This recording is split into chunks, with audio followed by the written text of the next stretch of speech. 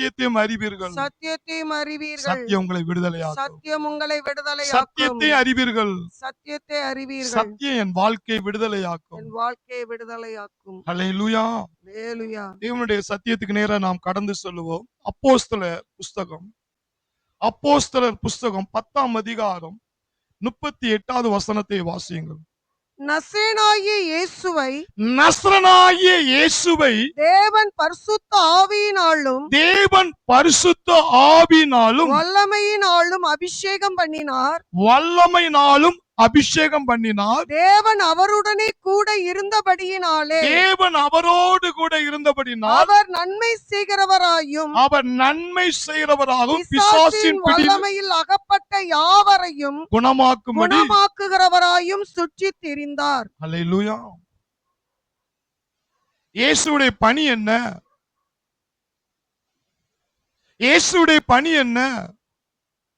இயேசுவோடு கூட ஆவியானவர் இருப்பதின் நோக்கம் என்ன? பிதாவுடைய சித்தத்தை செய்யதான் இயேசு இந்த பூமிக்கு வந்தார்.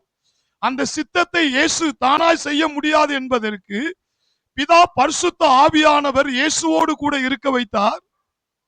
இந்த ஆவியானவர் இயேசுவோடு கூட இருந்து அந்த பிதாவுடைய சித்தம் இந்த இடத்துல என்ன என்று சொல்லப்பட்டிருக்குன்னா, தேவன் அவரோடு கூட இருந்தபடினால் நன்மை செய்கிறவராய், கை தட்டுவோமா, நன்மை செய்கிறவராய் பிசாசின் பிடியில் இருக்கிற யாவரையும் குணமாக்குறவருமாய் சுற்றி திரிந்தார். அல்லேலூயா. இயேசு இந்த பூமிக்கு வந்ததின் நோக்கத்துல நம்முடைய சித்தத்தை இங்க ஆவியானவர் எழுதி வைத்திருக்கிறாரு. நான் இயேசுவோடு கூட இருந்ததின் நோக்கம் என்னன்னா, இந்த பூமியில இயேசு நன்மை செஞ்சுக்கிட்டே வாழணும். ரெண்டாவது, யாரெல்லாம் பிசாசினால பிடிபட்டிருக்காங்களோ அவங்களெல்லாம் விடுதலை ஆகணும். அடுத்து சொல்றாரு, இந்த பிசாசின் பிடியில யாரெல்லாம் வியாதியில சிக்கி இருக்கிறாங்களோ அவங்கெல்லாம் வியாதியிலிருந்து வெளியே என்ன செய்யணும்? வரணும். வியாதியிலிருந்து சுகமடையணும். வியாதியிலிருந்து சுகமடையும்படியாய் சுத்திக்கிட்டே இருந்தாராம். உலகம் முழுது இயேசு சுத்தினாராம். அல்லேலூயா. இந்த வசனம் உங்களுடைய மனித ஆவிக்குள்ள ஒரு வெளிச்சத்தை உண்டு பண்ணுமானால் நீங்க கண்டிப்பா நன்மையை அனுபவிச்சே தீருவீங்க. கண்டிப்பா சுகத்தை பெற்றே தீருவீங்க. சுகத்தை பெற மட்டும் இல்ல, பிறரை சுகமாக்கிட்டே இருப்பீங்க. நீ ஆசீர்வாதம் இல்லாம இருக்கவே முடியாதுங்க. இந்த வசனத்தை புரிந்து கொள்ள சாத்தான் விடமாட்டான். தேவனுடைய வார்த்தை எளிமையானதுங்க. தேவனுடைய வார்த்தை மிக மிக எளிமையானது. ஏன் சொல்றேன்னா, தேவனுடைய வார்த்தையை ஒருத்தன் புரிஞ்சுக்கிட்டான்னா அற்புதத்தை பெறுவது எளிது. கைதட்டுவோம், எளிது. அதனாலதான் இயேசு சொன்னார், சத்தியத்தையும் அறிவீர்கள், சத்தியம் உங்களை விடுதலையாக்கும். ஆனா பிசாசு தந்திரக்காரன் நினைச்சோம், அவனுக்கு தந்திரக்காரனே பேர் வச்சிருக்கு. எளிதானதே அறிய விட மாட்டான். உன்னை கஷ்டப்பட வேணா வைப்பான். காலையில இருந்து நைட்டு வரை நீ சாப்பிடாம வேணா கடைதான். உலகம் ஃபுல்லா நீ சுத்திட்டு வா, ஊழியம் செஞ்சுட்டு வா. வசனத்தை மட்டும் நீ புரிஞ்சிடாத. நீ புரிஞ்சுக்கிட்டேன்னா நீ நன்மையை பெறுவ, நீ சுகத்தை பெறுவ, பிறரை சுகமாக்கிட்டே இருப்ப. புரிய விட மாட்டான்.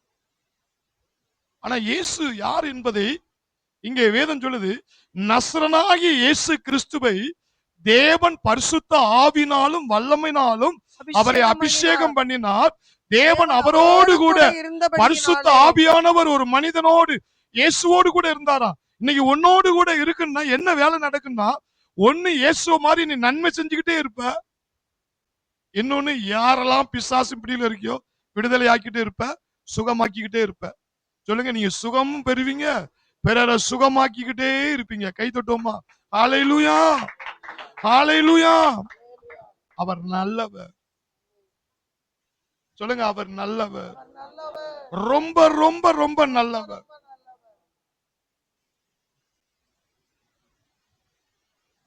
ஏன் வியாதிஸ்தரை குணமாக்குறத ஒரு முக்கிய ஊழியமா எடுத்திருக்கிறாரு?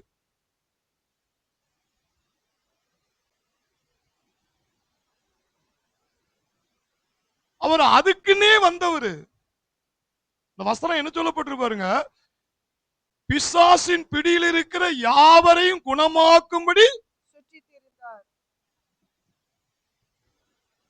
அதுக்குதான் ஆவியானவர் கூட இருந்தாராம். அப்போ நான் ஆண்டவருக்காக வியாதியை நான் சுமந்துக்கிறேன், ஆண்டவருக்காக இந்த வியாதியை நான் சுமக்கிறேன், ஆண்டவருக்காக நான் அந்த சுகரை சுமக்கிறேன், ஆண்டவருக்காக நான் பிரஷரை சுமக்கிறேன், எனக்கு இந்த எனக்கு உங்களுக்கு சுகர் இருக்கு அப்படின்னு சொன்னாலே எனக்கு உச்சிக்கு ஏறும். ஏன் தெரியுமா? ஏத்துக்கிற மாட்டேன், ஏத்துக்கிற கூடாது. ஏன்னா இயேசுவோடு கூட ஆவியானவர் இருக்கிறபடினால் அவர் நன்மை செய்றவராகவும் பிசாசின் பிடியில் இருக்கிற யாவரையும் குணமாக்கும்படி சுற்றி திரிந்தார். உன்னுடைய சரீர பிரகமாரமான காதுல வேணா உணர்ச்சியில வேணா தோணலாம், ஆவி மனிதன்ல நீ ஏத்துக்கொள்ளாத, ஏத்துக்கொள்ள கூடாது. அல்லேலூயா. பெரக்கா ட்ரைனிங் செமினார் 10 நாள் செமினார் முடிஞ்சு முதலா ஆண்டவர் என்ன பயன்படுத்தினதே ஒரு பக்கவாத நோய் உள்ளவங்களை குணமாக்கதான்.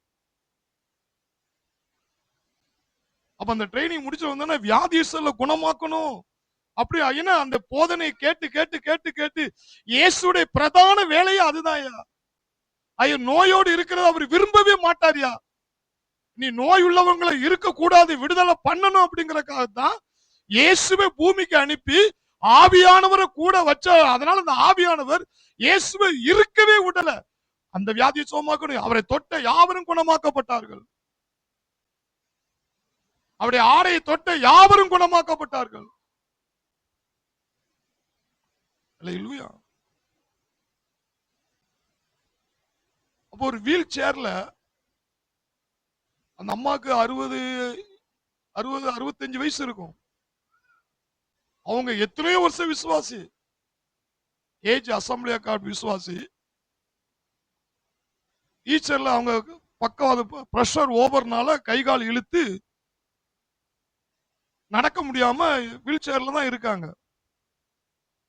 அவங்களுக்காக என்ன ஜெபம் பண்றதுக்காக கூட்டு போனாங்க. ஜெபம் பண்ணும் பொழுது நான் சொன்னேன், நீங்க கண்டிப்பா இன்னைக்கு சுகமாவீங்க, இயேசு உங்களை சுகமாக்குறாரு.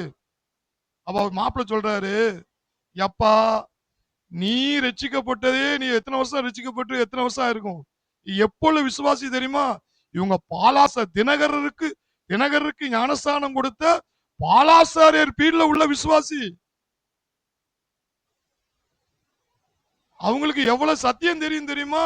எவ்வளவு ஜெபம் பண்ணிருக்காங்க தெரியுமா? அவங்களுக்கு சத்தியம் தெரியாது நினைக்க அப்படின்னு மாப்பிள்ளை சொல்றாரு. அவங்க பக்கத்துல மக இருக்கு. அவங்க மக சொல்றாங்க, என்னங்க இவ்வளவு தூரம் விசுவாசி, எங்க அம்மா எத்தனை 4 மணிக்கு எந்திரிச்சு ஜெபம் பண்ணுவாங்க தெரியுமா? அவங்களாலதான் நாங்களே ரட்சிக்கப்பட்டோம். ஆனா இந்த ஆண்டவர் நோயை கொடுத்துட்டாரியா, இந்த ஆண்டவர் நோயை கொடுத்துட்டாரியா.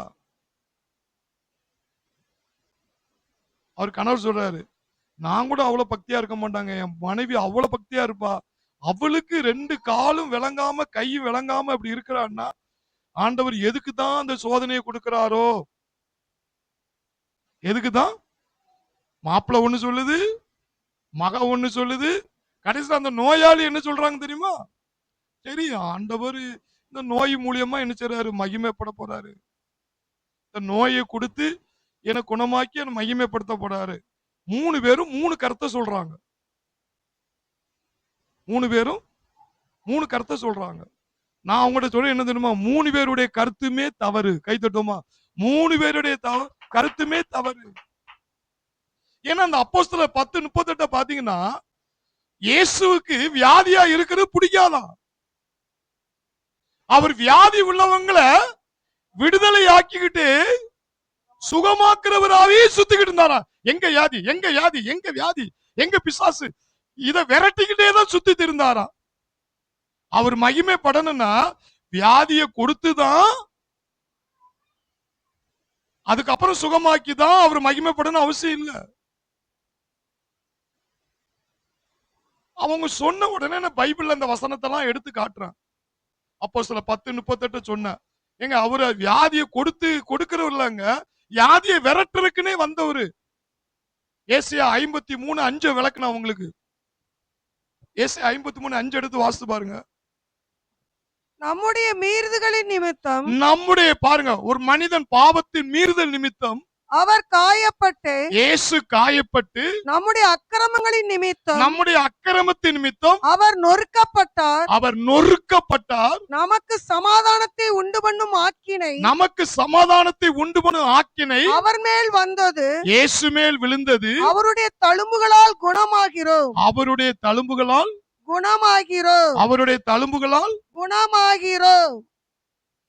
இது தேவனுடைய வார்த்தையா இல்லையா? அவங்க எத்தனையோ வருஷம் விசுவாசி தான், உண்மைதான், ஒத்துக்கிறான். ஆனா அவங்கள நான் இந்த வசனத்தை நான் சொல்றேன். நீங்க இந்த பூமியில சமாதானமா வாழ்றதுக்கு தான் என் ஏசப்பா சிலுவையில தண்டனை அனுபவிச்சாரு. நீங்க சுகத்தோடு வாழ்வதற்கு தான் இயேசு சிலுவையில என்ன செஞ்சாரு? காயப்பட்டாரு. இது ஏசாயா தீர்க்கதரிசி மூலமா உரைக்கப்பட்டது. இதை இயேசு செஞ்சு காட்டிட்டாரு. மத்தேயு 8:17 எடுத்து வாசிச்சு பாருங்க. அவர்தாமே நம்முடைய பலவீனங்களை ஏற்றுக்கொண்டு நம்முடைய நோய்களை சுமந்தார் என்று ஏசாயா தீர்க்கதரிசியினால் உரைக்கப்பட்டது நிறைவேறும்படி இப்படி நடந்தது. இயேசு ஏன் இப்படி செய்யறாரு? போராட்டத்துல எல்லாம் பிசாசை துரத்திக்கிட்டு இருக்கிறாரு, போராட்டத்துல எல்லாம் அற்புதம் செஞ்சுக்கிட்டு இருக்கிறாரு, காதை திறக்கிறாரு, கண்ணை திறக்கிறாரு, கை வளருது, கால் வளருது, செத்தவன் எந்திக்கா. ஏன் இப்படி நடக்கு? அது ஏசாயா தீர்க்கதரிசி மூலமாவே சொல்லப்பட்டுட்டுங்க. நீ சுகத்தோடு இருக்கிறதுக்காக அவர் காயப்பட்டார், நீ சந்தோஷமா இருக்கிறதுக்காக அவர் ஆக்கினை அடைந்தார். இங்க மத்தேயுல என்ன சொல்லப்பட்டிருக்குன்னா, நம்முடைய பலவீனங்களை ஏற்றுக்கொண்டாராம், வாங்கிட்டாராம். இது புரிஞ்சிட்டீங்க, நோயில இருந்து வெளியே வந்துருவீங்க. ஏற்றுக்கொண்டான என்ன அர்த்தம் தெரியுமா?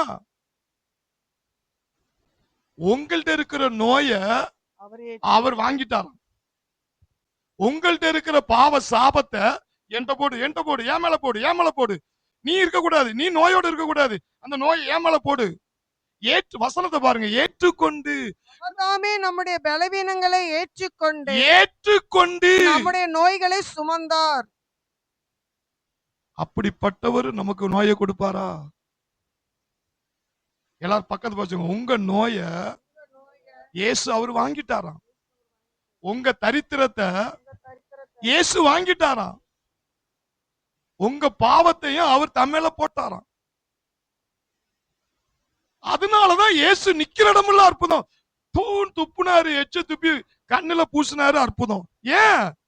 அவர் அதுக்குன்னே வந்தவரு. கை தட்டுவோம், அதுக்குன்னே வந்தவரு. ஏசாயா தீர்க்கதரிசி சொன்ன வார்த்தையை நிறைவேற்றவே வந்தவரு. அல்லேலூயா. அப்ப அந்த தாயார்கிட்ட நான் சேர்ல உட்கார்ந்து இருக்காங்க, அவர் ஹஸ்பண்ட் பக்கத்துல இருக்காரு, அவங்க சொன்ன, இப்ப உங்க மனைவி நோயோடு இருக்கான்னு உங்களுக்கு என்ன டென்ஷன் ஆகுது? என் பொண்டாட்டி எப்படி ஜெபம் பண்ணுவா தெரியுமா, என் பொண்டாட்டி ஆண்டவர் மேல எவ்வளவு அன்பா இருப்பா தெரியுமா அப்படின்னு உங்களுக்கு எவ்வளவு கோவம் வருது? எதனால கோவம் வருது அப்படின்னு சொல்லி கேட்டேன். எதனால உங்க பொண்டாட்டியால நடக்க முடியல, வீல் சேர்ல இருக்கிறாங்க, இப்படி ஆண்டவர் பண்ணிட்டாரு அப்படின்னு சொல்லி உங்களுக்கு கோவம் வருது இல்ல? அப்ப உங்க பொண்டாட்டி மேல எவ்வளவு அன்பா இருக்கீங்க? அன்பா இருக்க போய் கோவம் வருது இல்ல? வியாதியா இருக்க நீங்க விரும்ப முடிக்கீங்கல்ல? உங்க மகள்கிட்ட போன, உங்களுக்கு இந்த டென்ஷன்ல பேசுறீங்களா, ஆண்டவர் தான் அப்படி கொடுத்துட்டாரு, எதனால ஆண்டவர் மேல உங்களுக்கு கோவம் வருது? உங்க அம்மா மேல உங்களுக்கு பாசம் இருக்குல்ல?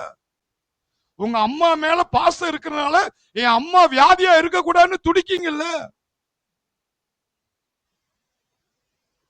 அதே மாதிரிதான் தேவன் அன்பா இருக்கிறார் என்பதை கண்டுபிடிச்சால் தேவன் நோயோடு வைத்திருப்பாரா? கை தட்டுவோம். தேவன் நோயோடு வைத்திருப்பாரா? ஹல்லேலூயா. என்னில் அன்பு கூறும் தேவனாலே முற்றிலுமாய் நான் ஜெயம் கொண்டேனே, என்னில் அன்பு கூறும் தேவனாலே முற்றிலுமாய் நான் ஜெயம் கொண்டேனே, முற்றிலுமாய் நான் ஜெயம் கொண்டேனே. அல்லேலூயா அல்லேலூயா ஜெயம் ஜெயமே, அல்லேலூயா அல்லேலூயா ஜெயம் ஜெயமே, ஓ அல்லேலூயா அல்லேலூயா ஜெயம் ஜெயமே, அல்லேலூயா. அல்லேலூயா ஜெயம் ஜெயமே. ஏன் அவங்களுக்கு கோவம் வருது? உண்மையான அந்த மனைவி மேல அவருக்கு அன்பு இருக்க போய் தானே என் பொண்டாட்டி இப்படி நடக்க முடியாம ஆயிட்டாளே அப்படின்னு கோவம் வருது. பிள்ளைக்கு தாய் இப்படி ஆயிட்டே கோவம் வருது. ஏன்னா அன்பு இருக்கு. நம்மளை வளர்த்திருக்காங்க, நம்மளை உருவாக்கி இருக்காங்க, அன்பு இருக்கு. எங்க வேதம் சொல்லுது மனிதனுடைய அன்பை விட தேவனுடைய அன்பு பெரிசா. அப்ப மனுஷனுடைய அன்புக்கே அவன் படுக்கையில விழக்கூடாது, அவன் வியாதியில இருக்கக்கூடாது, அவனுக்கு ஆசீர்வாதம் இல்லாம இருக்கக்கூடாது அப்படின்னு அந்த அன்பு துடிக்குதுன்னா அன்பின் வடிவமே கிறிஸ்து. கை தட்டுவோம். அன்பின் வடிவமே கிறிஸ்து. அவர் நம்மளை நோயோடு இருக்க விரும்புவாரா அப்படின்னு உங்களுக்குள்ள ஒரு கிளர்ச்சி வந்துட்டு அற்புதம் ஸ்டார்ட் ஆயிரும். கை தட்டுவோம். ஹல்லேலூயா. இயேசு சுமந்து கொண்டாரே, நான் சுமக்க தேவையில்லை. இயேசு சுமந்து கொண்டாரே, நான் சுமக்க தேவையில்லை. இயேசுவின் காயங்களா சுகமானி சுகமானி, இயேசுவின் காயங்களா சுகமானி சுகமானி. இப்போ அந்த தாயாருக்கு நம்ம நோயோடு இருக்கோம், நம்ம பிள்ளைய கஷ்டப்படுது அப்படின்னு புள்ள மேல அன்பு இருக்கு, பிள்ளைக்கு தாய் மேல அன்பு இருக்கு, புருஷனுக்கு பொண்டாட்டி மேல அன்பு இருக்கு. அதனால துடிக்காங்க, சேர விட்டு எந்திரிச்சிட மாட்டாங்களா? இது மனிதனுடைய அன்பு. இவங்கெல்லாம் கல்யாணம் முடியும் போதுதான் என் புருஷன் என் பொண்டாட்டின்னு தெரியும். அதுக்கப்புறம் அவங்க யாரு இவங்க யாரும் தெரியாது. கல்யாணம் முடிஞ்சு அதுக்கப்புறம் புள்ள பிறந்தாதான் என் புள்ளங்கிறது தெரியும். அப்பந்தான் புள்ள மேல அன்பு, புருஷ மேல அன்பு, மனைவி மேல அன்பு வரும். ஆனா என் ஏசப்பாவுடைய அன்பு எப்படி தெரியுமா? நீ பிறக்கிறதுக்கு முன்னாடியே, உங்க அப்பா அம்மா பிறக்கிறதுக்கு முன்னாடியே உன் மேல அன்பு வச்சிருக்கிறாராம். கை தட்டும். அவன் மேல அன்பு வச்சிருக்கிறாராம். அப்ப அவரு எவ்வளவு உன் மேல பாசம் வச்சிருப்பாரு? உன்னை குறைவா வைப்பாரா, உன்னை நோயோடு வைப்பாரா? அதை கண்டுபிடிக்கணும். 1 யோவான் 4:19 எடுத்து வாசித்து பாருங்க. அவர் முந்தி நம்மிடத்தில் அன்பு கூர்ந்தபடியால், அவர் முந்தி நம்மிடத்தில் அன்பு கூர்ந்தபடினால் நாமும் அவரிடத்தில் அன்பு கூறுகிறோம். முந்தி அப்படின்னா என்னது? உங்க அப்பா உங்க மேல அன்பு காட்டுற காட்டிலும், உங்க அம்மா உங்க மேல அன்பு வைக்கிறத காட்டிலும், உன் கணவன் மனைவி மேல அன்பு வைக்கிற மாதிரியும், மனைவி கணவன் மேல அன்பு வைக்கிற காட்டிலும் எல்லா அன்புக்கும் முந்தி ஒரு அன்பு வந்துட்டான். அதுதான் இயேசுவின் அன்பு. கை தட்டுவோம். இயேசுவின் அன்பு. ஹல்லேலூயா, ஹல்லேலூயா, ஹல்லேலூயா. அப்படிப்பட்ட இந்த உலகத்தின் அன்பு, எங்க அம்மா எப்படியாவது வியாதியில இருந்து வெளியே வந்துடணும், எங்க அம்மாவை எப்படியாவது சுகமாக்கிடணும், எவ்வளவு காசு போனாலும் பரவாயில்ல, எவ்வளவு லட்சம் போனாலும் பரவாயில்ல, எங்க அப்பாவை குணமாக்கிடணும். ஏன் காசை செலவழிக்கீங்க? அந்த பாசம் துடிக்கல. நல்லவரோ கெட்டவரோ பாசம் துடிக்கல. ஏன்னா தகப்ப அந்த அன்பு இருக்கும். அப்போ ஆண்டவர் சொல்றாரு, அந்த அன்புக்கே வியாதியில இருக்கக்கூடாதுன்னு நினைக்கும் பொழுது அதை விட நான் முந்தி அன்பு வச்சிருக்கிறேன்னா நான் எப்படிப்பா வியாதியோடு வச்சிருப்பேன்? இத புரிஞ்சு அந்த அன்பை கண்டுபிடிச்சிட்டீங்கன்னா வியாதியில இருந்து, வறுமையில இருந்து, சோதனையில இருந்து ஒவ்வொன்றிலும் நீங்க ஜெயம் அடிப்பீங்க. கை தட்டுவோம். ஜெயம் அடிப்பீங்க. ஹல்லேலூயா. அதுக்கு முந்தின மேல உள்ள வசனத்தை பாருங்க. 1 யோவான் 4:18. 1 யோவான் 4:18. அன்பிலே பயமில்லை, அன்பிலே பயமில்லை. பூரண அன்பு பயத்தை புறம்பே தள்ளும், பூரண அன்பு பயத்தை புறம்பே தள்ளும். பயமானது வேதனை உள்ளது, பயமானது வேதனை உள்ளது. பயப்படுகிறவன் அன்பில் பூரணப்பட்டவன் அல்ல. இந்த வசனம் வெளிப்பாடா உள்ள போயிட்டு ஜெயிச்சிருவீங்க. பூரண அன்பு பயத்தை புறம்பே தள்ளும். அப்படின்னா என்ன அர்த்தம் தெரியுமா? நீ அற்புதத்தை பெற விடாமல் இருக்கிறதுக்கு மெயின் காரணம் தெரியுமா? பயம். கடன்ல மூழ்கிறோனோ, வியாபாரம் இல்லாம போயிருமோ, கடைசி வரை கஷ்டப்படணுமோ, இந்த பயம் வந்துட்டுன்னா நீ அப்பாவுடைய அன்பை நீ கண்டுபிடிக்கலன்னு அர்த்தம். நீ அப்பாவுடைய அன்பை கண்டுபிடிக்காதனால பயம் உன்னை விரட்டும். விரட்ட விரட்ட அது விரட்டிட்டே வருது. நீ அப்படி பயப்படுறன்னா உன் மேல ஒருத்தர் லவ் பண்றாரு, அன்பா இருக்கிறாருங்கிறத நீ கண்டுபிடிக்கல.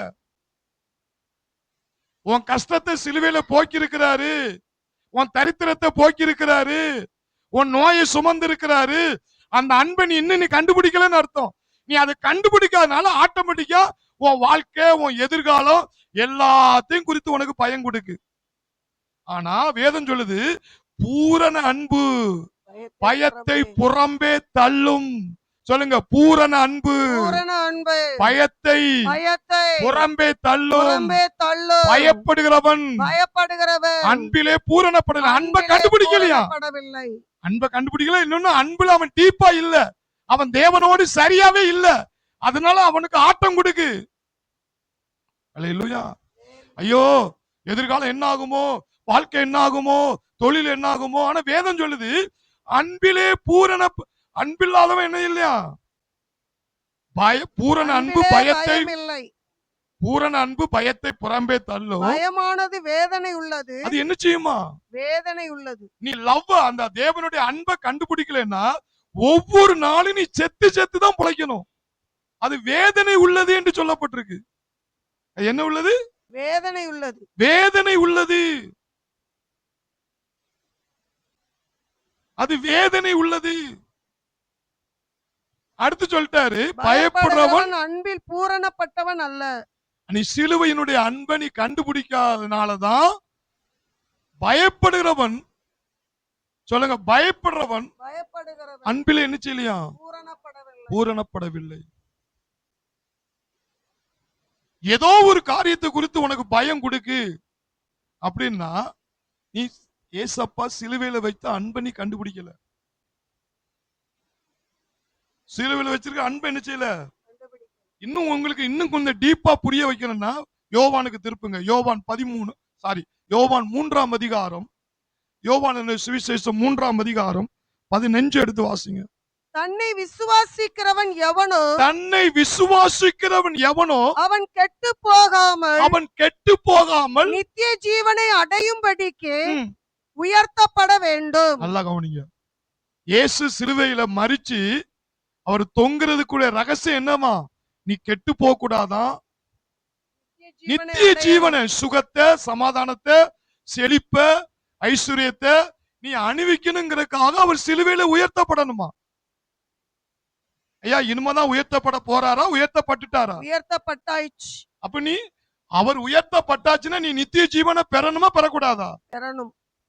நீ கெட்டு போகாமல் வியாதியில அழிஞ்சு போகாம இருக்கணுமா இருக்க கூடாதா? இருக்கணும். அழிந்து போகாம இருக்கணும். ஏன்னா அதுக்காகவே சிலுவையில் அவர் உயர்த்தப்பட்டு இருக்கிறாரா. அதுக்கு ஒரு ஓங்கி கைகளை தட்டி கர்த்தரை மகிமைப்படுத்துவோம். ஹல்லேலூயா. அந்த அன்பை கண்டுபிடிக்கிறவன் பூரண அன்பு பயத்தை புறம்பே தள்ளும்.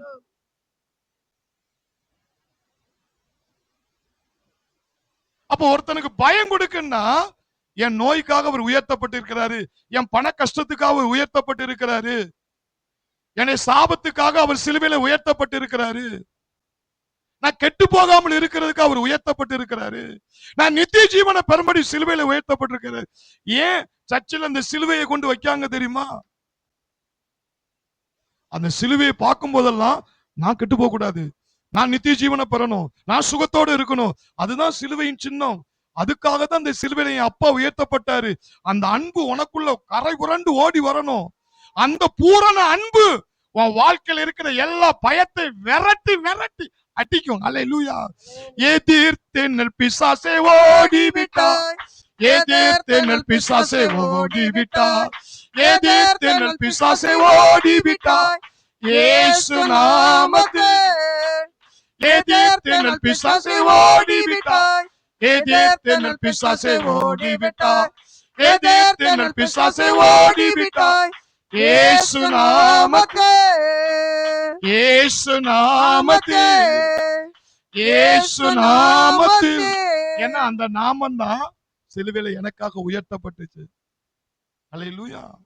அடுத்த வசனம் என்ன சொல்றாரு பாருங்க. தேவன் தம்முடைய ஒரே பேரான குமாரனை தேவன் தம்முடைய ஒரே பேரான குமாரனை விசுவாசிக்கிறவன் எவனோ அவர் சிலுவையில உனக்காக செஞ்சிருக்கிறார் என்று விசுவாசிக்கிறவன் எவனோ அவன் கெட்டு போகாமல் நித்திய ஜீவனை அடையும்படிக்கு இவ்வளவாய் அவரை தந்தர்லி இவ்வளவாய் உலகத்தில் அன்பு கூர்ந்தார். அந்த லவ்வ கண்டுபிடிங்க, அன்பை கண்டுபிடிங்க. அவர்கிட்ட இருக்கிற பெஸ்ட் இயேசுதான். அவர் ஒரே குமாரன் தானா. அந்த குமாரனையே நீ நல்லா இருக்கணும், நீ சுகத்தோடு இருக்கணும், நீ ஆசீர்வாதமா இருக்கணும் அப்படிங்கறதுக்காக அவரையே உங்களுக்காக கொடுத்து நான் அன்பானவர் தான்ங்கிறத தேவன் ப்ரூவ் பண்ணிட்டாரா. கைதட்டும், ப்ரூவ் பண்ணி இருக்கிறாரு. அப்ப அந்த அன்பை கண்டுபிடிச்சிட்டேன்னா அந்த பூரண அன்பு பயத்தை புறம்பே தள்ளும். நான் சுகரை ஏத்துக்கொள்ளவே மாட்டேயா. எனக்காக இயேசுவை பிதா தந்திருக்கிறாரியா. நான் கெட்டு போக மாட்டேயா, நான் அழிஞ்சு போக மாட்டேன். எனக்காக என் அப்பா அந்த குமாரனையே உயர்த்த வச்சிருக்கிறாரு சிலுவையில. அந்த பூரண அன்பு பயத்தை புறம்பே தள்ளும். அல்லேலூயா. பயப்படுறவன் அன்பிலே பூரணப்படவில்லை. அல்லேலூயா.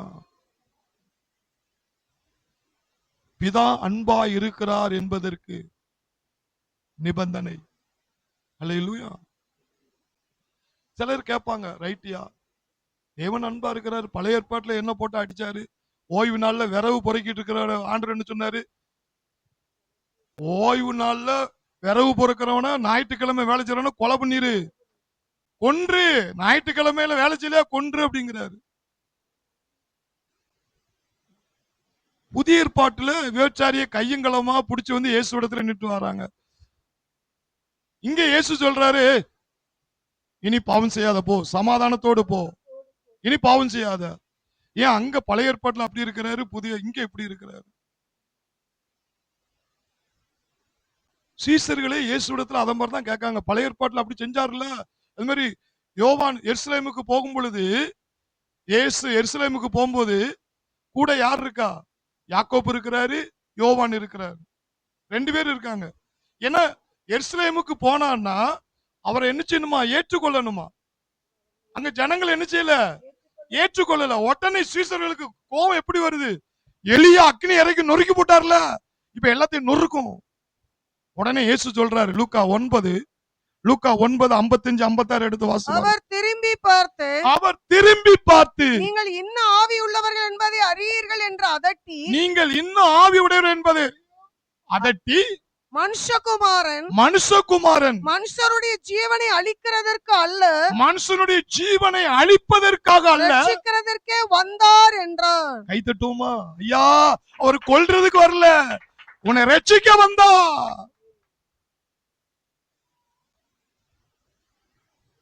ஏன்னா பழைய ஏற்பாட்டுல தேவன் அப்படி இருந்தார்ல, அதனால அடிச்சு நொறுக்குங்க.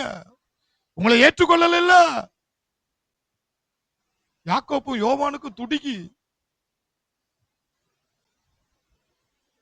அவர் சொல்றாரு, எப்பா நான் அழிக்கிறதுக்குன்னு பிதா என்ன அனுப்பி வைக்கல, யாரெல்லாம் நோயில பிரச்சனையில தண்டனை இருக்காங்க அவங்களெல்லாம் கிளியர் பண்ணணும், அதுக்குதான் வந்தேன். என் டியூட்டிய டிரைவர் வேலை தான் செய்வார், கண்டக்டர் வேலை செய்வார், மெக்கானிக்கல் வேலை தான் செய்வாங்க. அதே மாதிரிதான் இயேசு பிதா என்ன எதுக்காக அனுப்புனாரு? நோய் உள்ளவரை விடுதலை ஆக்குங்க. கை தட்டுவோம். அல்லேலூயா.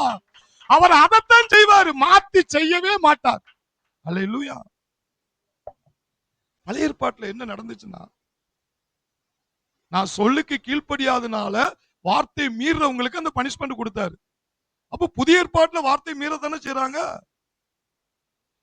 எப்ப ஆண்டவர் அதையும் செய்யணும்ல. இந்த பழைய ஏற்பாட்டுக்கும் புதிய ஏற்பாட்டுக்குள்ள கிருபையின் சத்தியத்தை நீ கண்டுபிடிச்சிட்ட. 2 கொரிந்தியர் புஸ்தகம் 5:17-18. இப்படி இருக்க ஒருவன் கிறிஸ்துவுக்குள் இருந்தால் புது சிருஷ்டியாய் இருக்கிறான். பழையவைகள் ஒளிந்து போயின, எல்லாம் புதிதாயின. 18 என்ன சொல்றாரு? இவையெல்லாம் தேவனாலே உண்டாயிருக்கிறது. அவர் இயேசு கிறிஸ்துவை கொண்டு, அவர் பாருங்க, அவர் இயேசு கிறிஸ்துவை கொண்டு நம்மை தம்மோடு ஒப்புரவாக்கி நீங்க கோளாறு தான். அதை இயேசு கிறிஸ்துவை கொண்டு நம்மை ஒப்புரவாக்கி ஒப்புரவாக்குதலின் ஊழியத்தை எங்களுக்கு ஒப்பு கொடுத்தார். இயேசுவை கொண்டு உங்களை கிளியர் ஆக்கி பிதாவோடு ஜாயிண்ட் ஆயிட்டீங்களா? அதத்தான் பவுல் சொல்றாரு, ஒருவன் கிறிஸ்துவுக்குள் இருந்தால் புது சிருஷ்டி. அவருடைய ரத்தம், அவருடைய மரணம், அவருடைய உயிர்த்தெழுதல், உன்னுடைய கோளாற பூரா வெளியே எடுத்துட்டு உயிர்த்தெழுந்த வல்லமை தான் பாவம் சாபம் எல்லாத்தையும் ஜெயிச்சுச்சு. அந்த உயிர்த்தெழுந்த இயேசு ஆவியானவராய் ஒரு கிறிஸ்தவனுக்குள்ள வரும் பொழுது உன் பழசு வெளியே போயிட்டு உன் பாவம், உன் வியாதி, அந்த பாவத்து நிமித்தமா தண்டனை எல்லாமே கிறிஸ்து ஆவியா உள்ள வரும்போது அந்த ஆதாமுடைய கோளாறு வெளியே போச்சு. 2ஆம் ஆதாமாகிய கிறிஸ்து உனக்குள்ள வரும் பொழுது கோளாறா இருந்ததெல்லாம் புதுசு புதுசா மாறிட்டான். கை தட்டும். புதுசு புதுசா மாறிட்டான். அப்ப ஏன் பிதா புதிய ஏற்பாட்டுல உன்னை உச்சில தட்டல? ஏன் புதிய ஏற்பாட்டுல இயேசு உன்னை படுக்கையில போடல? ஏன் புதிய ஏற்பாட்டுல இயேசு உனக்கு சாபத்தை கொடுக்கல? அது கிறிஸ்து வாங்கிட்டாரு. அது சிலுவையில அவர் போக்கிட்டாரு. அல்லேலூயா. அவர் போக்கி அவர் ஜெயிச்சு பாவத்தை சாபத்தை நீ ஜெயிக்கல. எல்லாமே அப்பா, அதான் கிருபை. நீ செய்யல. அதுக்காக இயேசு ரத்தம் சிந்தினாரு, இயேசு மரிச்சாரு, இயேசு உயிர்த்த எல்லாமே அவரே செஞ்சு உயிர்த்தெழுந்து ஜெயமா உனக்குள்ள வந்தனால அந்த ஜெயம் உனக்குள்ள வந்துட்டு. அப்ப பிதா பார்க்கும்போது உனக்குள்ள நீ தெரிய மாட்ட. உனக்குள்ள இருக்கிற கிறிஸ்துடைய ரத்தம் தான் காட்சி அளிக்கும், அவருடைய மரம் தான் காட்சி அளிக்கும். அப்ப அங்க குறை தெரியுமா? எல்லாம் புதுசு புதுசா தான் தெரியும். கை தட்டும். புதுசு புதுசா தான் தெரியும். இயேசு கிறிஸ்துவுக்குள் நான் புதிய சிருஷ்டியாகி விட்டேன். இயேசு கிறிஸ்துவுக்குள் நான் புதிய சிருஷ்டியாகி விட்டேன். இயேசு கிறிஸ்துவுக்குள் என் பழசெல்லாம் புதிதான. இயேசு கிறிஸ்துவுக்குள் என் பழசெல்லாம் புதிதானது. ஆட்டுக்குட்டியானவரே என்னை ரட்சிக்க வந்தவரே, ஆட்டுக்குட்டியானவரே என்னை ரட்சிக்க வந்தவரே, இருக்கிறவராய் இருப்பவரே, எந்த சூழ்நிலையும் மாறாதவர், இருக்கிறவராய் இருப்பவரே, எந்த சூழ்நிலையும் மாறாதவர். இது பழைய ஏற்பாட்டுல எசேக்கியேல் தீர்க்கதரிசியே சொல்லிட்டாப்ல. எசேக்கியேல் 36:26 நம்ம அடிக்கடி தியானிக்கிற பகுதி. உங்களுக்கு நவமான இருதயத்தை கொடுத்து, உங்க இருதயத்தை வெளியே எடுத்துட்டாராம். உங்களுக்கு நவமான இதயத்தை கொடுத்து உங்கள் உள்ளத்திலே புதிதான ஆவியை கட்டளையிட்டு. உங்க ஆவி முதல்ல கோளாறா இருந்துச்சு, இப்ப அந்த ஆவியை சிலுவையில மறிக்க வச்சுட்டாரு. ஞானஸ்தானம் எடுக்கும் போதே அந்த ஆவியை சாகடிச்சிட்டாரு. அதுக்கப்புறம் என்ன ஆகுனா உயிர்த்தெழுதல். இயேசு ரத்தத்தின் மரணத்தின் மித்தமா உயிர்த்தெழு மித்தமா உங்களுக்குள்ள ஒரு புதிதான ஆவி உள்ள வச்சுட்டாராம். அப்ப நீ என்ன செஞ்சுட்ட? மறுபடியும் அந்த ஆவி செத்து மறுபடியும் நீ என்ன செஞ்சுட்ட? பிறந்தாச்சு. எந்த ஆவினால? தேவனுடைய ஆவினால. தேவனுடைய ஆவினால நீ மறுபடியும் பிறந்தனால என்ன சொல்றாரு பாருங்க. கல்லான இருதயத்தை உங்கள் மாமிசத்திலிருந்து எடுத்து போட்டு சதையான இருதயத்தை உங்களுக்கு கொடுப்பேன். உன் உள்ளத்தில் என் ஆவியை வைத்து உங்களை என் கட்டளைகளில் நடக்கவும் என் நியாயங்களை கை கொள்ளவும் அவைகளின்படி செய்யவும் பண்ணுவேன். பெர்ஃபெக்ட்டா இருக்கிறதுக்கு உனக்குள்ள எதை வைக்கிறாரா? ஆவிய. இப்போ பரிசுத்த ஆவியார் உனக்குள்ள இருக்கிறாரா இல்லையா? சொல்லுங்க. இருக்கிறார்ல. அப்ப அவர் உள்ள இருந்தா உன்னுடைய மனித ஆவியை பெர்ஃபெக்ட்டா மாத்திட்டாரா மாத்தலையா? இத கண்டுபிடிக்க விட முடியாங்க பிசாசு. அதை கண்டுபிடிக்காதனாலதான் ஒருத்தன் விழுந்துட்டு கிடக்கான். ஐயா, என் மனித ஆவி முதல்ல கோளாறு தான் ஐயா. அந்த ஆவியை சிலுவையை சாகும் போது, இயேசு சாகும்போது என்ன சாகடிச்சிட்டாரு. இப்ப இயேசு உயிர்த்தெழுந்து எனக்குள்ள வந்தனால நான் மறுபடியும் பிறந்துட்டேன் ஐயா. என் ஆவி 100% கிளியர். கை தட்டுவோம். கிளியர். ஹல்லேலூயா.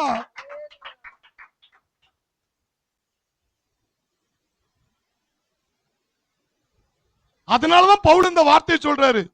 ஒருவன் கிறிஸ்துவுக்குள் இருந்தால், அந்த உயிர்த்தெழுந்த இயேசுவுக்குள் இருந்தால், அவன் மறுபடியும் பிறந்தனால அவனுடைய பழசெல்லாம் வெளியே போயிட்டு என்னுடைய ஆவினால பிறந்தனால என்னால எல்லாமே புதுசு புதுசா மாறிட்டு. கைத்தட்டும்.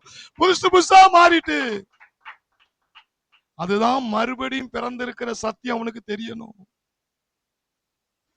எபேசியர் 4:24 எடுத்து வாசித்து பாருங்க. மெய்யான நீதியிலும் மெய்யான நீதியிலும் பரிசுத்தத்திலும் தேவனுடைய சாயலாக சிருஷ்டிக்கப்பட்ட புதிய மனுஷனை தரித்துக் கொள்ளுங்கள். அப்ப பழைய மனுஷன் என்ன செஞ்சுட்டான்? க்ளோஸ். எல்லாம் சொல்லுங்க, பழைய மனுஷன் இயேசுடைய மரணத்துல க்ளோஸ் ஆயிட்டான். உயிர்த்தெழுந்த இயேசு ஆவியானவராலே புதிய மனுஷனை என்ன செஞ்சுட்ட? தரித்தாச்சு. அப்ப எப்படியா ஆண்டவர் உனக்கு பனிஷ்மெண்ட் கொடுப்பாரு? எப்படியா நீ வியாதி தரித்திரத்துல நீ கடக்க முடியும்? நீ வெளியே வந்துருவ. இதை தெரிஞ்சுக்கிட்டேன்னா நீ வெளியே வந்துருவ. கை தட்டுவோம். வெளியே வந்துருவ. 2 கொரிந்தியர் 5:21. 2 கொரிந்தியர் 5:21. நாம் அவருக்குள் தேவனுடைய நீதியாகும்படிக்கு பாவம் அறியாத அவரை நமக்காக பாவமாக்கினார். அவர்கிட்ட இருந்ததை உங்களுக்கு தந்துட்டாராம். உங்கள்கிட்ட இருந்தது அவர்கிட்ட போயிட்டான், டிரான்ஸ்பர் ஆயிட்டான். இப்போ இயேசு உங்களுக்கு ஆவியானவரா வாழ்றாரா வாழலையா? அப்ப அவருக்குள்ளது உங்களுக்கு இருக்கா இல்லையா? நீ இருக்குன்னு சொல்லி சாட்டை எடுத்துட்டு பிசாசு காட்டிங்க, எல்லாத்துல இருந்து நீங்க ஜெயிச்சிருவீங்க. சொல்லுங்க, நான் மறுபடியும் பிறந்தவன். நான் மறுபடியும் பிறந்தவன். நான் ஆவினால் பிறந்தவன். நான் பரிசுத்த ஆவினால் மறுபடியும் பிறந்திருக்கேன். அவருடைய வித்து எனக்குள்ள இருக்கு. என் ஆவி கிளியர். அல்லேலூயா. நீங்க ஒரு ஆவி மனிதன் தான். அதை விசுவாசிக்கும் போதுதான் ஆத்மாவுல சரீரத்துல அது வெளியே வரும். அல்லேலூயா. அல்லேலூயா. முதல்ல நீங்க ஆவியில கிளியரா இருக்கீங்கங்கறத கண்டுபிடிங்க. 1 யோவான் 4:17 வாசிங்க. நியாய தீர்ப்பின் நாளிலே நமக்கு தைரியம் உண்டாயிருக்கத்தக்கதாக. நீ கடைசி நாள்ல ஆண்டவர் வரிசையா உன்னை நிப்பாட்டி வச்சிருப்பாரு. அப்ப நீ தைரியமா இருக்கணும், கோழையா இருக்க கூடாதான். நியாய தீர்ப்பின் நாளிலே நமக்கு தைரியம் உண்டாயிருக்கத்தக்கதாக அன்பு நம்மிடத்தில் பூரணப்படுகிறது. அன்பு உன்ட பூரணப்பட்டாதான். ஏனென்றால் இயேசு மாதிரி அற்புத அடையாள ஊழியத்தை உன்னால செய்ய முடியுமா? நல்லா கவனிங்க, அங்க என்ன சொல்றாரு பாருங்க. அன்பு நம்மிடத்தில் பூரணப்படுகிறது. என்ன அன்பு? அவர் சிலுவையில உனக்காக செஞ்சதை நீ கண்டுபிடிச்சிட்டேன்னா அந்த அன்பில நீ பூரணப்பட்டுட்டா அவர் இருக்கிற வண்ணமாகவே பிரகாரமாக நாமும் இந்த உலகத்திலே இருக்கிறோம். கைதட்டும். இருக்கிறோம். அவன் எப்படி அவன் அற்புத அடையாள ஊழியத்தை செய்ய முடியும்னு யோவான் எழுதுறாரு. ஐயா, அந்த அன்பு உனக்குள்ள பூரணப்படணுமா? அவருடைய ரத்தத்தாலும் அவருடைய மரணத்தாலும் அவருடைய உயிர்த்தெழுதினாலும் உன்னை பெர்ஃபெக்ட் ஆக்கி இருக்கிறாரு. அந்த அன்பை நீ பூரணப்பட்டுட்டேன்னா அவர் எப்படி வாழ்ந்தாரோ அவரை மாதிரி உன்னால வாழ முடியும்.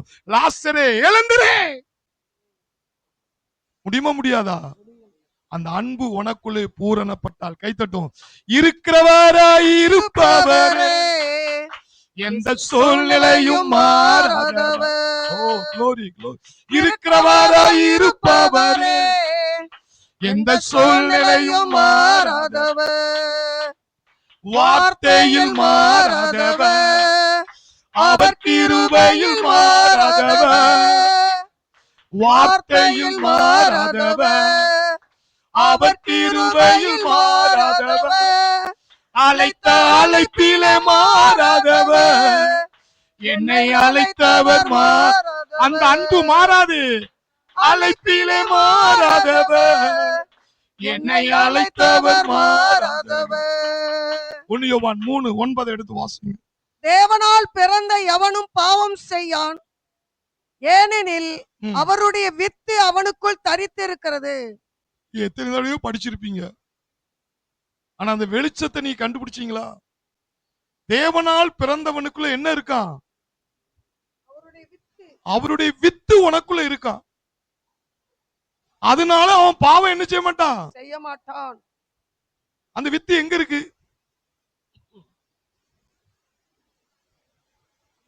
இப்போ உன் சரீரத்திலையும் ஆத்துமாலையும் தெரியாதனாலதான் உங்க அப்பாவுடைய அம்மா குணம் இருக்குன்னு நீ நினைச்சுக்கிட்டு இருக்க. உண்மை அது கிடையாது. சாத்தான் பொய் சொல்றான்.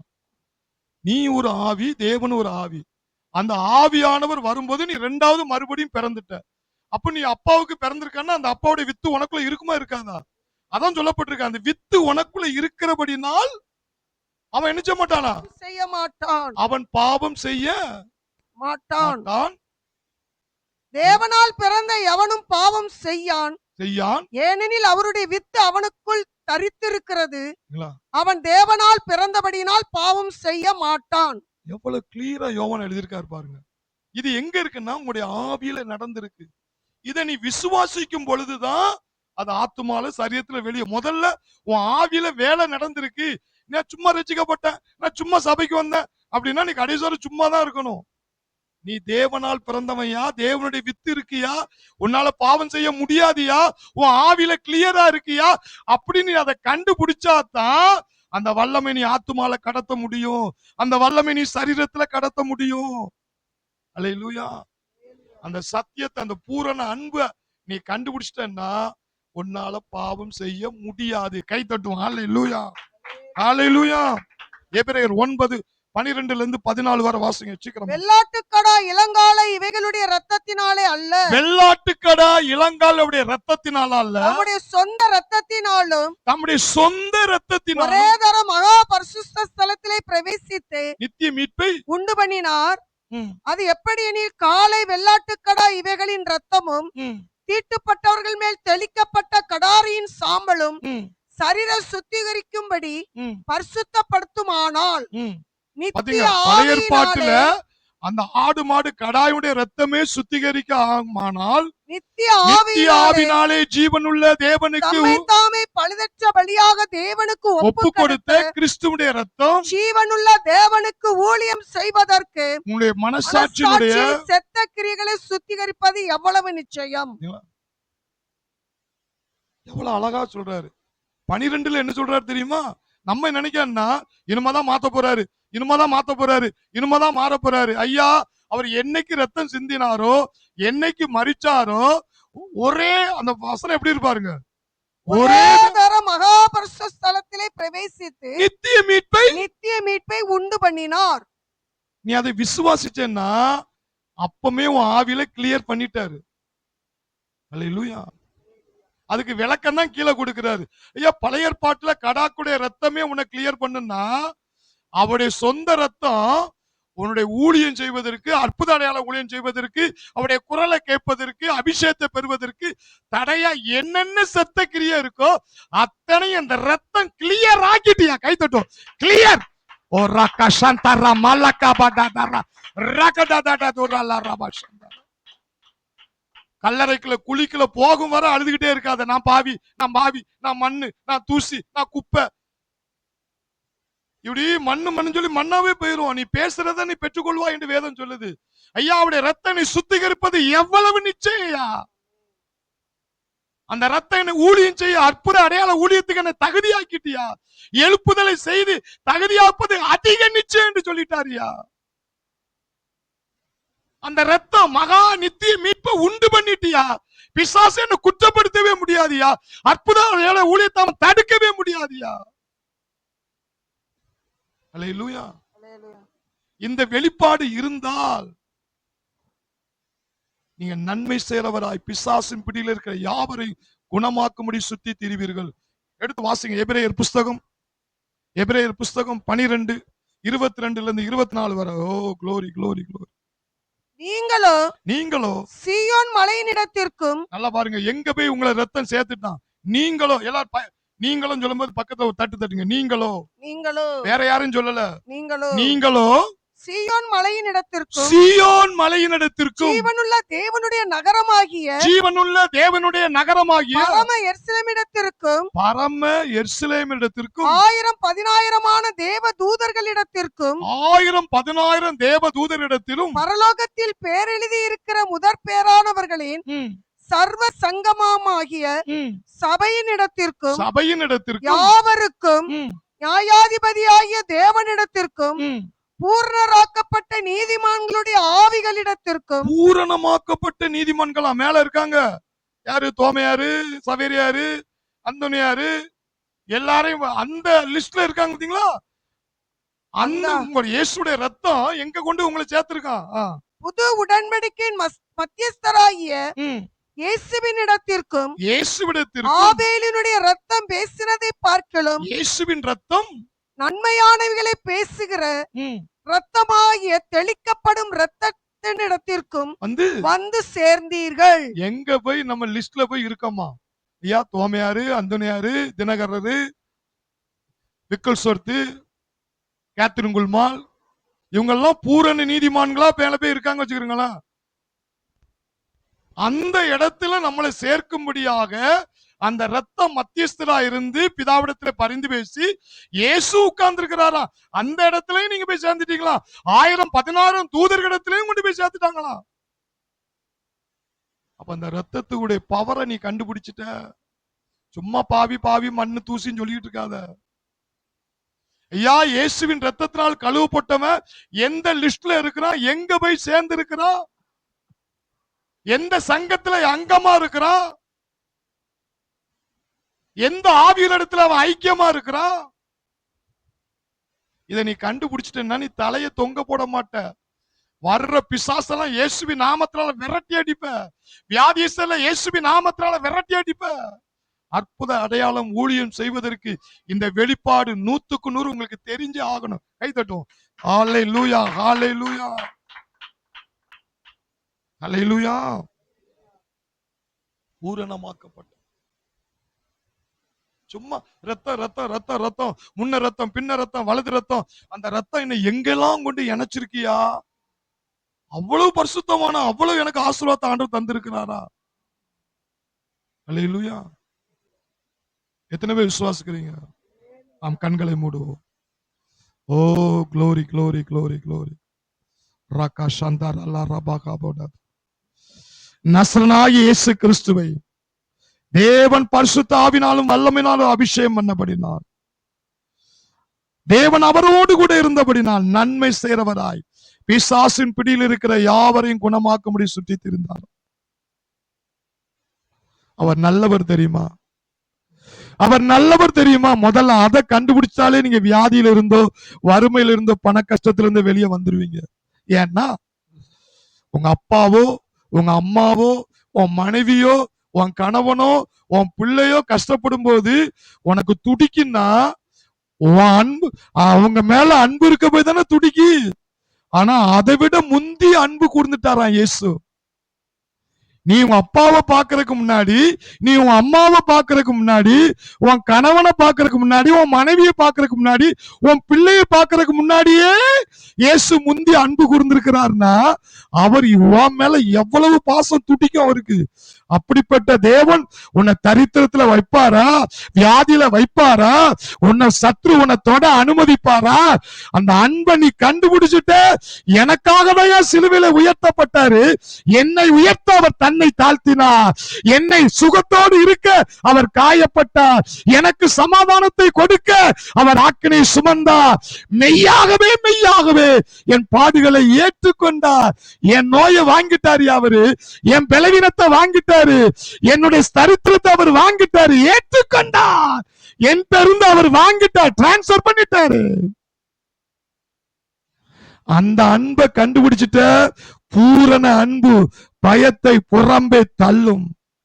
அந்த அன்பை கண்டுபிடிக்காதவன் பயமானது வேதனை உண்டாக்குமா? வேதனை உண்டாக்குமா? பயப்படுறவன் அன்பிலே பூரணப்படவில்லை என்று சொல்லப்பட்டிருக்கு. இன்னைக்கு அந்த அன்பை கண்டுபிடி.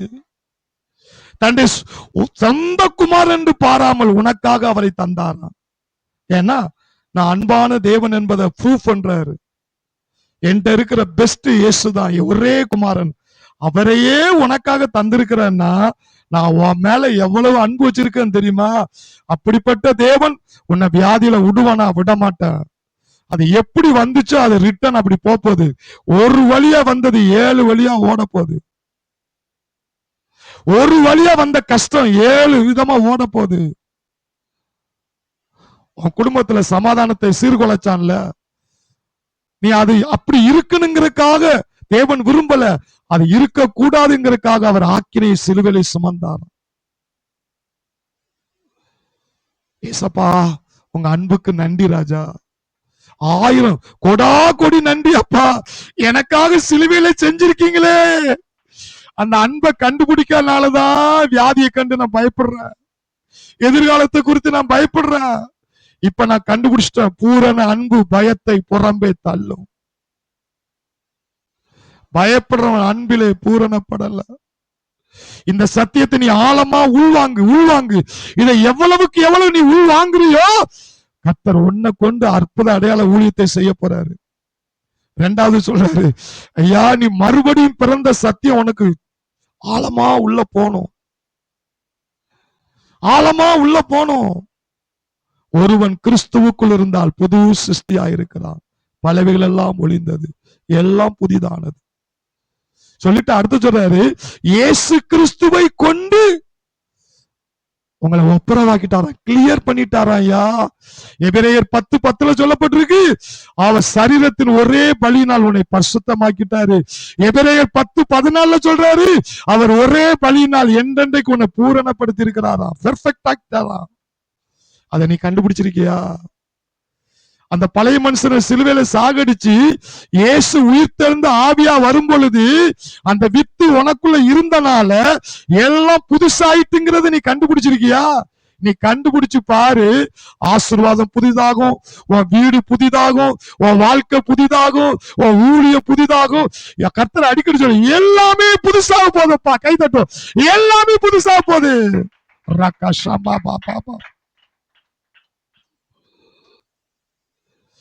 தேவனால் பிறந்தவனுக்குள்ள தேவனுடைய வித்து இருக்கிறதுனால அவன் பாவம் செய்ய மாட்டானா. அப்ப ஒருத்தன் எதனால பாவம் செய்யறான் தெரியுமா? ஐயா தேவனுடைய வித்து எங்க இருக்குன்னா என் மனித ஆவில இருக்கு, அங்கதான் தேவன் வாழ்றாரு. அவர் இருக்கும்போது அவருடைய தெய்வீக சுவாபம் எனக்குள்ள இருக்கு. 2 பேதுரு 1:4 சொல்றாரு, அவருடைய திவ்ய சுவாபத்திற்கு பங்குள்ளவர்களாய் இருக்கும் பொருட்டு மகா மேன்மையும் அருமையான வாக்குத்தத்தம் எனக்கு கொடுக்கப்பட்டிருக்கு. ஐயா இயேசுடைய தெய்வீக சுவாபம் அந்த வித்துக்குள்ள இருக்கு, அந்த ஜீனுக்குள்ள இருக்கு, அது என் மனித ஆவில இருக்கு. அதை நான் கண்டுபிடிச்சிட்டேன்னா பாவத்தை காலுக்கு கீழே கொண்டு வரலாம், வியாதிய காலுக்கு கீழே கொண்டு வரலாம், தரித்திரத்தை காலுக்கு கீழே கொண்டு வரலாம். நான் எல்லாம் புதுசா தான் இருக்கிறேன். கிறிஸ்து எனக்குள்ள வாழும் வர பிசாசு என் மேல கைப்பட முடியாது.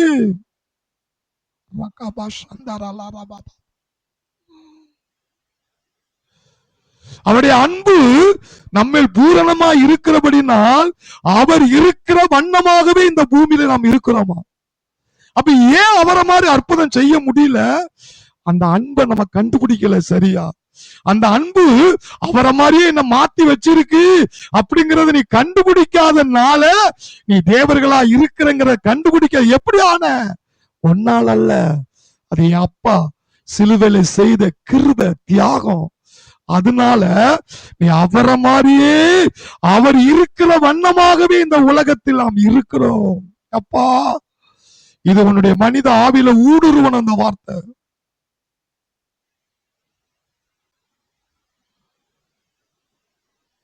ஜீசஸ் இயேசுவுக்கே மகிமை. நாங்க எதுவுமே பண்ணலப்பா, நாங்க எதுவுமே பண்ணலப்பா, எல்லாம் எங்களுக்காக நீங்க பண்ணீங்களப்பா. நீங்க உயிர் தெழுந்த ஆவியா கிருபையா எங்களுக்குள்ள தங்கிட்டீங்களப்பா. அதனாலதான்பா புதிய சிருஷ்டி, கிறிஸ்துவுக்குள் நான் தேவநீதியா இருக்கிறேன். என் பாவத்தை வெளியெடுத்து போட்டுட்டு உங்க நீதி எனக்குள்ள வச்சிட்டீங்களே. பவுல் சொல்றார் எபேசியர்ல, மெய்யான நீதியிலும் மெய்யான பரிசுத்தத்திலும் புதிய மனுஷனை தரித்து கொண்டீர்களே. பழைய மனுஷன் வெளியே போயிட்டாயா? உனக்குள்ள இருந்து ஹோலி ஸ்பிரிட் பரிசுத்தாவின் வல்லமை ஏன் மத்தவங்களுக்குள்ள பாயல வெளிப்படல தெரியுமா? நான் இன்னும் மாறலன்னு நினைச்சுக்கிட்டு இருக்கேன். ஐயா வெள்ளாட்டுக்கடை இளங்கால ரத்தத்தினால் அல்ல, அவருடைய சொந்த ரத்தத்தினால் ஒரே தர மகா பரிசுத்தலத்துல பிரவேசித்து நித்திய மீட்பை உண்டு பண்ணினார். கை தட்டு, நித்திய மீட்பை உண்டு பண்ணினார்.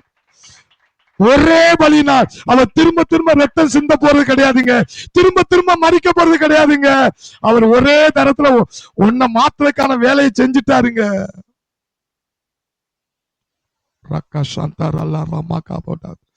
கேத்ரின் குல்மால் சொன்ன மாதிரி இயேசு ஒரு முறை மரித்தா, நான் 1000 முறை மறிக்கிறேன் அப்படின்னா என்ன அர்த்தம்? அவர் ஒரு தடவை செஞ்சாரு, அதை 1000 முறை விசுவாசத்துல நான் சொல்லிக்கிட்டே இருக்கிறேன். அதனாலதான் எனக்குள்ள இந்த ஆவியானவர் வெளிப்படுறாரு. ஓ நன்றி ஆண்டவரே. இந்த சத்தியம் எங்கள் வாழ்க்கையில அபியாசப்படுத்த பரிசுத்த ஆவியாகிய தேற்றரவாளரே, கை தட்டும் தேற்றரவாளரே, தேற்றரவாளரே, தேற்றரவாளரே. நாங்கள் சுகத்தோடு செழிப்போடு மகிழ்ச்சியோடு சந்தோஷத்தோடு அவர் வாழ்கிற பிரகாரமா நாங்க இந்த பூமியில வாழனையா, பிறரை வாழ வைக்கணும் ஆண்டவரே. அதற்காகவே உன்னை என்னை ஆண்டவர் தெரிந்தெடுத்திருக்கிறாரு. சோர்ந்து போயிடாத, சோர்ந்து போயிடாத, நம்மளால சாதிக்க முடியுமா நினைக்காத. அப்பனா என் அப்பா சிலுவையில பட்ட கஷ்டம் வீணாகல. அவர் உனக்காக சிலுவையில அந்த தியாகத்தை செஞ்சிருக்கிறார்கள். நீ இந்த பூமியில வாழ்ந்து காட்டணும், நீ ஆசீர்வதிக்கப்படணும், நீ செழிப்பா இருக்கணும், நீ சுகத்தோடு இருக்கணும், அப்பாவை மாறியே நீ அற்புத ஊழியத்தை நீ செய்யணும். அதற்காகவே உன்னையும் என்னையும் ஆண்டவர் தெரிந்து கொண்ட அந்த கிருபைக்காக கரங்களை தட்டி அப்பாவுக்கு நன்றி நன்றி நன்றி நன்றி நன்றி நன்றி நன்றி. இந்த சத்தியம் ஒவ்வொருடைய இதயத்தில் ஆழமாய் பதியட்டும் ஆண்டவர். இந்த சத்தியத்தை பொல்லாத ஆவி இயேசுவின் நாமத்தினாலே கட்டுகிறேன். ஆசீர்வாதங்களை இயேசுவின் நாமத்தினால் நான் கட்டவிழ்த்து விடுகிறேன். நீர் பெரிய காரியங்களை செய்யும் இயேசுவின் நாமத்தில் பிதாவே.